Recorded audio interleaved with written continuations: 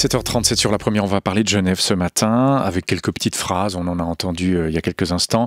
Un comportement de sale gamine, selon les propos d'un conseiller d'État répondant à une députée, des appels à la démission tous azimuts. C'est la réalité, ces temps de la politique genevoise sur les réseaux sociaux. Avec ces exemples, on peut se dire qu'il est difficile de trouver du personnel politique et surtout de le garder, car selon une étude récente de l'université de Berne, les cantons romans sont ceux qui renouvellent le plus leurs députés, Genève en tête, avec plus de 2/3 des députés qui changent d'une élection à l'autre. Dans ces conditions, on peut se demander comment donner l'envie de la chose publique et de la garder, cette envie. Le plaisir de recevoir le président du Conseil d'État genevois, François Longchamp. Bonjour. Bonjour, monsieur. Merci d'être avec nous jusqu'à 8h en direct du Palais fédéral et non pas de Genève, précisément. Vous êtes à Berne. Alors, c'est vrai qu'à Genève, le débat politique s'enflamme fortement ces jours-ci. C'est pas la première fois, mais peut-être que depuis quelques années, il y a les réseaux sociaux. On a donc Luc Bartassa qui parle de comportement de sale gamine en parlant de Céline Maudru, etc. On va pas tout répéter. Cela dit, que pensez-vous, en tant que président du gouvernement, de ces échanges fleuris, ou plus ou moins fleuris, en tout cas directs sur les réseaux sociaux? Est-ce qu'il faut sévir? Est-ce qu'il faut laisser faire? Est-ce que ça dégrade la chose politique? Ça me donne une image qui est tout à fait mitigée de la chose politique. C'est un euphémisme, mitigé de... J'ai pour ma part pour règle de ne pas utiliser Facebook. Je pense que quand on a des responsabilités, qu'on soit conseillère nationale ou qu'on soit conseillère d'État d'ailleurs, il y a certaines règles qu'il faut s'appliquer. Je pense que Facebook n'est pas le lieu où on doit s'exprimer en priorité pour se traiter de non-doigeaux. Cela étant, je n'accorde pas à cette affaire plus d'importance qu'elle n'en a.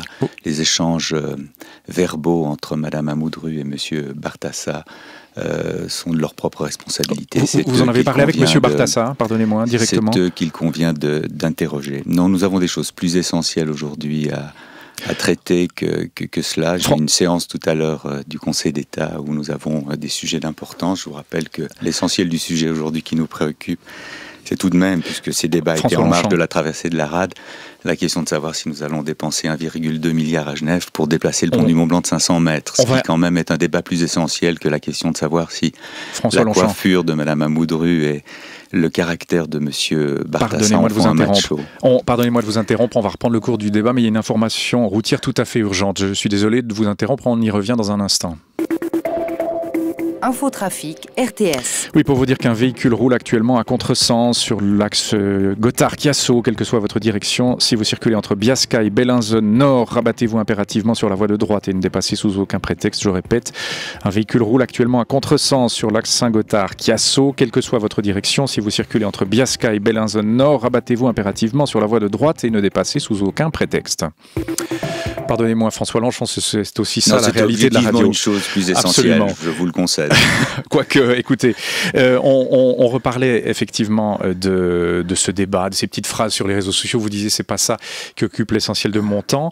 Cela dit, est-ce que les élus ne devraient pas montrer une certaine retenue, montrer l'exemple? On parlait tout à l'heure de ce renouvellement de la classe politique, hein, deux tiers des députés qui changent d'une élection à l'autre. Est-ce que c'est pas aussi parce que la chose politique, parce que le débat politique s'est considérablement dégradé et partant sur les réseaux sociaux? Est-ce que ceci explique cela?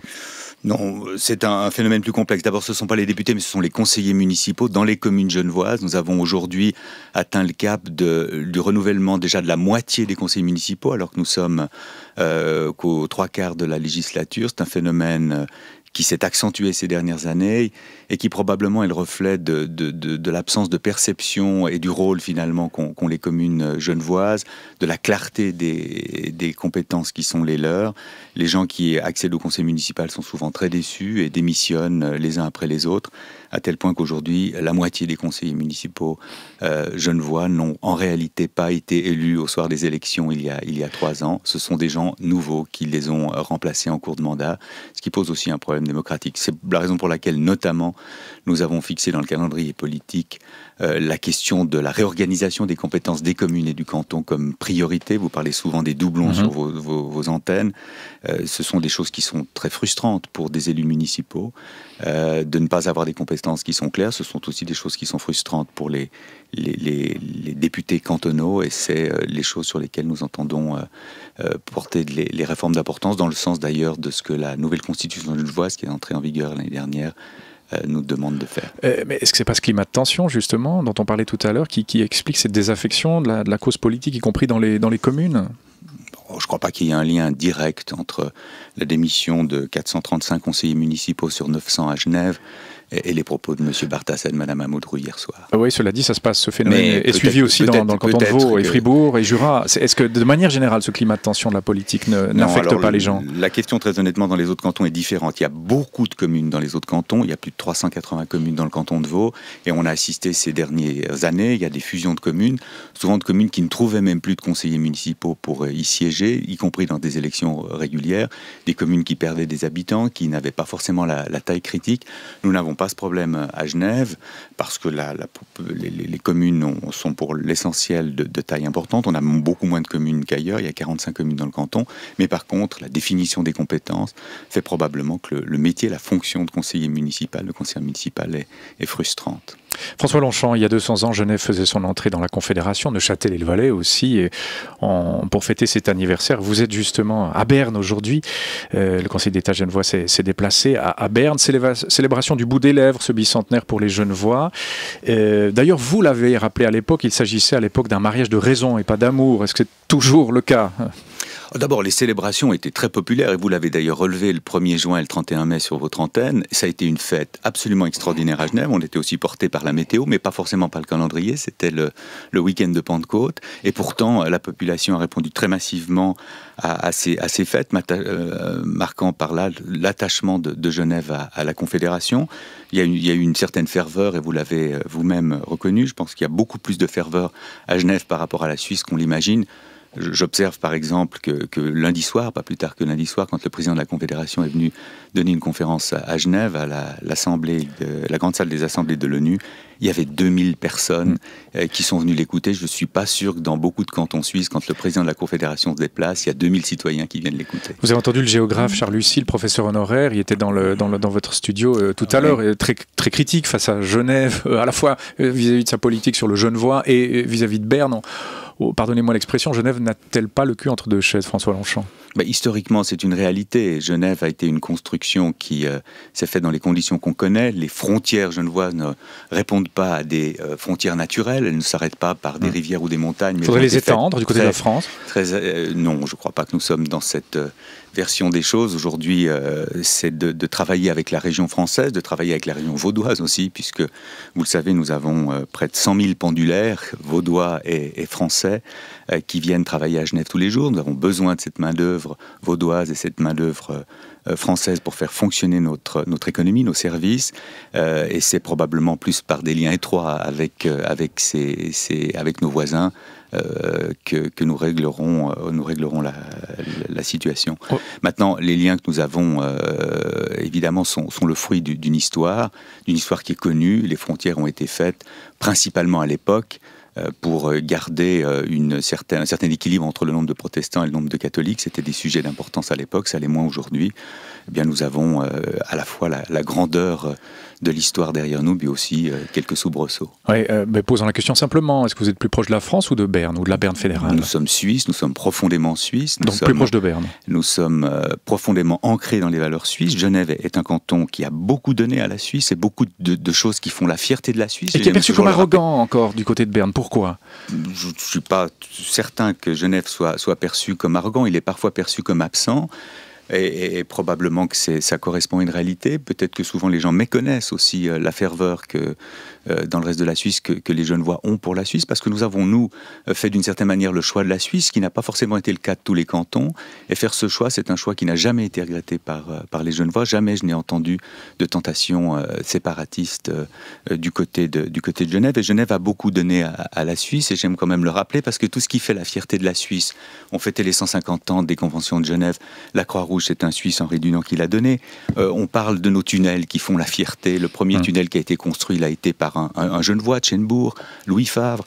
C'est Charles Pittet de Rosemont qui a donné à la Suisse, justement, en 1815 et en 1814, l'indépendance et la neutralité de la Suisse. On va peut-être pas refaire tout l'historique, François Longchamp. Non, mais j'aime bien le dire, parce que c'est Guillaume-Henri Dufour qui a créé l'armée suisse, le drapeau suisse et la cartographie suisse. Donc, il y a beaucoup de choses qui font la fierté de la Suisse et qui, en réalité, trouvent leur origine à Genève. Et je le dis sans arrogance et sans fierté, mais simplement pour rappeler que nous sommes suisses et que nous sommes tout autant suisses que que tout le monde, même si nous sommes un peu différents. Et puis nous sommes aussi, et le président de la Confédération l'a rappelé à Genève l'autre jour, nous sommes la porte aussi de la Suisse internationale par la présence sur notre sol d'organisations internationales qui font la fierté de toute la Suisse. Alors ça, on en a parlé avec le directeur ad intérim d'ONU Genève il y a quelques jours sur cette antenne.